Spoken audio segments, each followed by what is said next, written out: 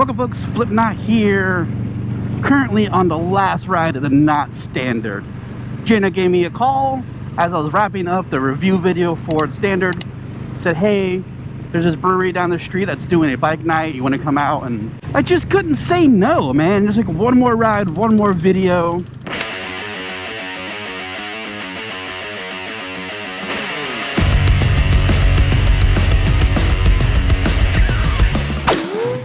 We're going to Alafaya Brewery. It's in the middle of Gibtown, Gibsonton. If you don't know what Gibtown or Gibsonton is, you've missed a lot of videos because it's this place just outside of Tampa where all the carnival folk live. Apparently, this Alafaya Brewery is, they're kind of dedicating to those carnival professionals. I guess they have fire breathers and aerialists and things like that, blah, blah, blah. They're playing homage to their, you know, their little slices of the pie. It should be a lot of fun. Mr. Jared Williams is already there waiting for us. And again, I got to give this back tomorrow morning, and I just couldn't resist for one last chance to make one more video with this thing before it gets adopted tomorrow. I mean, I just really can't explain how much fun I've had on it. Like, I hate bearings, I hate T-bars and risers and pullbacks. It was just never my thing. It was just always, it's an aesthetic thing, and talking to other people, and you know, X is because of Y is because of Z. So, as I mentioned in my previous video, given the opportunity to do what I wanted to do with a bike, I took that opportunity to try something that I had never tried before and live on something that I didn't know that I would be able to deal with. T-bars, always with fairing. Don't care. So T-bars and fairings and clubbed out bikes, it's never really been my thing, but I see exactly why it is now. And this Thrash and Supply riser, oh, for the love of God, it's just so amazing. It's just so comfortable. You know, you hear the price on it, you cringe a little bit, but you sit on it for 3 weeks and you're like, okay, I get it. That's why. The pullbacks and the riser are just, everything's just perfect. It fits. I really love it and I'm really gonna miss it. But there's something else coming next. What that is yet, I still don't know. But as soon as I do, my Patreons are gonna be the first ones to know. Speaking of which, I have a Patreon, guys. The Patreon really helps out this channel do what we do here. We as in, well, I mean, we as in us, me and you, but I mean, it's I don't have help here. And one of the benefits about being a Patreon is that when it comes time for a new bike, you get to know first. We get to have a discussion what gets done to it and how it gets done, what you really want to see, whatever. Don't sign up. I don't want you. Whatever. I don't know. Okay. What are we doing? I don't know what I'm doing. What am I doing? All right, we're almost up to the brewery. Let's go grab a drink.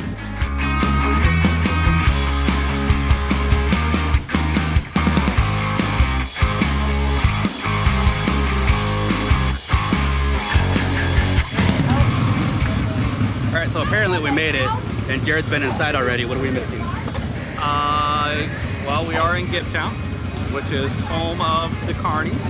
And notice that the Suds, the Suds girl, one is pregnant, one has a broken arm. I have not noticed. They did not capture my eye as much as that amazing Yamaha two-stroke down there. That's what caught my eye, and I've been drooling over that thing. But yes, we are in Gibtown, therefore there are a lot of different things happening, like that sidecar right there. On a Honda Shadow. I don't care. I know. It's still cool. Yeah, you know I love sidecars. I would love to have that. You know how I love sidecars? I'd put it on my Triumph. Let's go watch the 80s bands and grab a drink. Hey, there's that Yamaha. See it right there? Two-stroker. Oh, ooh. Yeah. Sitting right next to the FXR. I like the tank. Evo Softail. I don't care, I just want the tank. Yeah, that's cool. I actually kind of like the pipes too. Oh, the pickups? Yeah. All right, let's go inside.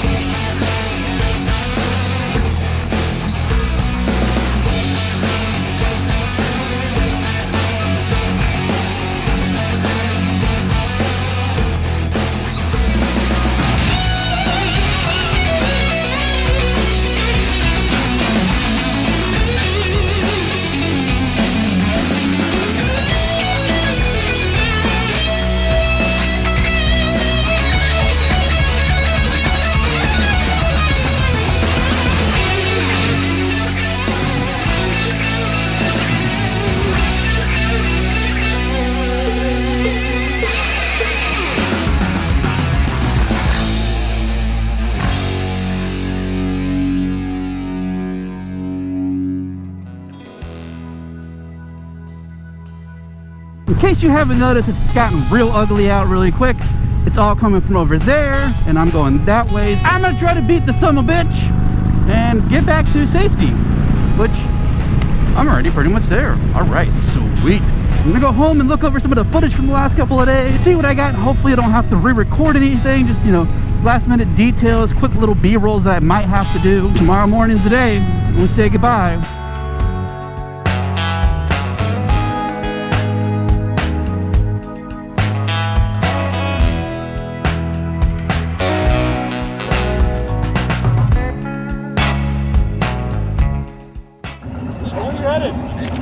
Huh? Where are you going? I was gonna go home, but if we're gonna go to the sham and grab another one. Yeah, because I feel like the storm's on both sides. Over here and over here. Oh. Go north. It looks good over there. Yeah, but you feel like sitting up there? Yeah. I don't know if it's coming up that way or what, but I'm just gonna save it what you want.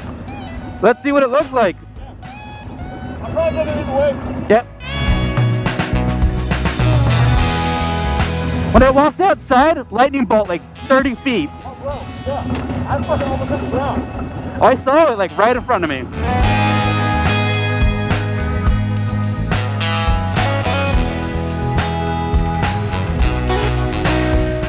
Don't look pretty back there.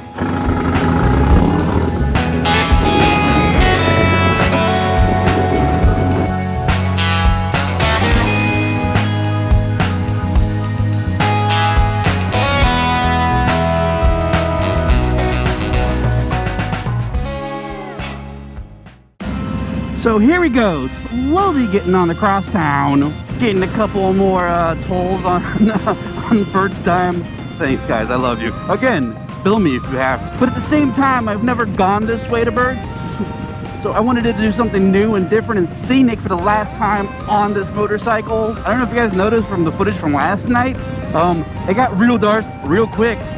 And as my buddy Nomad said, it looked like the Nothing from the Never-Ending Story was trying to chase us down. And he ain't kidding. Because one of the things you learn about when you live in Florida is that if you look that way, it's bright and sunny. And right behind you, it's pitch black.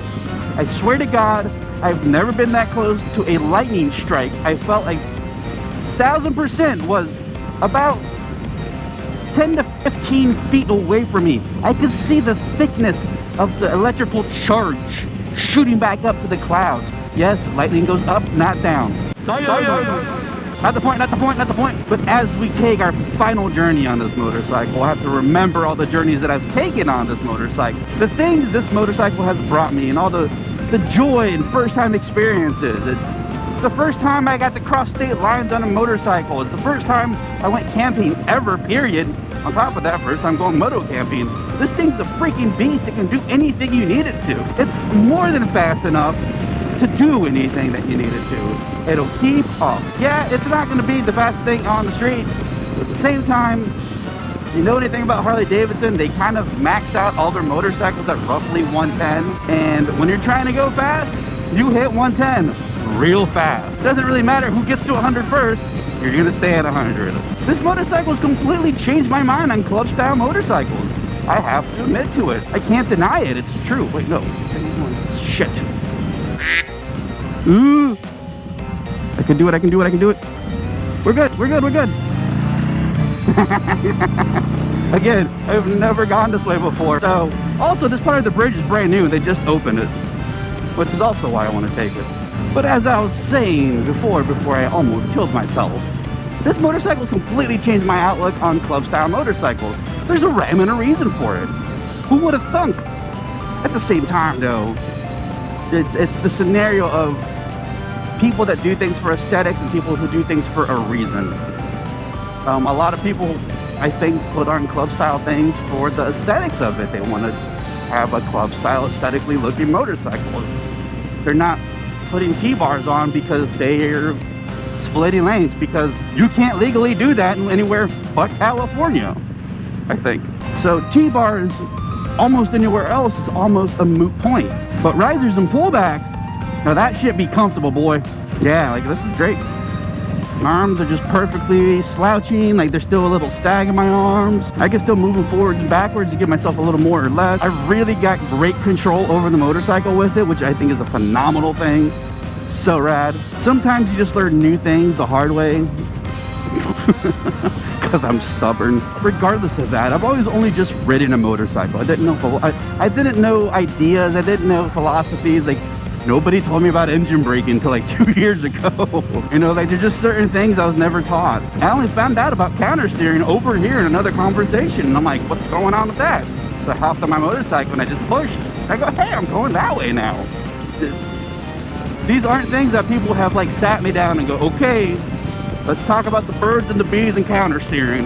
So as I gain more knowledge about riding motorcycles and more skills and more abilities, you realize certain scenarios of like, this is great.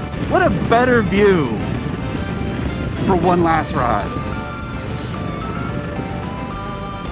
You want to go triple digits one last time with me? All right. Good girl. Well, kid, it's been fun, but this is the end of the road for the two of us. You still have many more miles ahead of you, but our journey together is officially over. I'm gonna cry.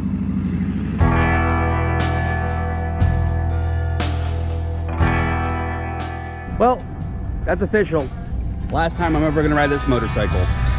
So before I start crying, I'm just gonna grab all my accoutrements and walk away into the sunset like a lonely gunslinger. That sounds stupid, didn't it? Beth. Oh, hi! Gunnar told me you were gonna be here for this. You're dropping it off? Yep. You didn't like it? I love it. Oh. Somebody wants it. Oh, which is the whole point of buy it. it. Yeah. So really quickly, Yes. last time you were in my video, I've gotten a lot of comments about how happy you were that I was leaving. Hi Beth, love you Beth. Thank you, Are Beth. you leaving? Yes, I am. Yay, bye, thank you. Thank- You know, I saw I that. thought we were friends. I did actually, you know, we are, right? And I think I was so happy you were leaving on the bike that you wanted to. I'll buy it. Okay, good. Thanks to Beth. Jared's got his first piece of Harley merch. Thanks for everything. Very welcome. I love you. Thank you so much. Love you so much. At least you're leaving now, right? Yes, we're gonna get food. Woo! You're getting hangry. Just say goodbye, don't say anything else.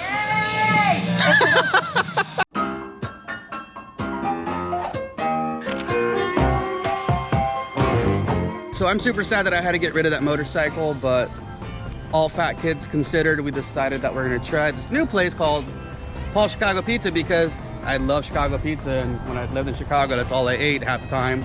I used to work next to freaking Pequods. Like, it was free pizza all the time. So we're gonna go try it, see what it is. It's right down the street from Bert's, see if it's any good. I'll let you know. Dude. Apparently we were hungry, so we ordered half of the appetizers because it takes 25 minutes for Chicago deep dish.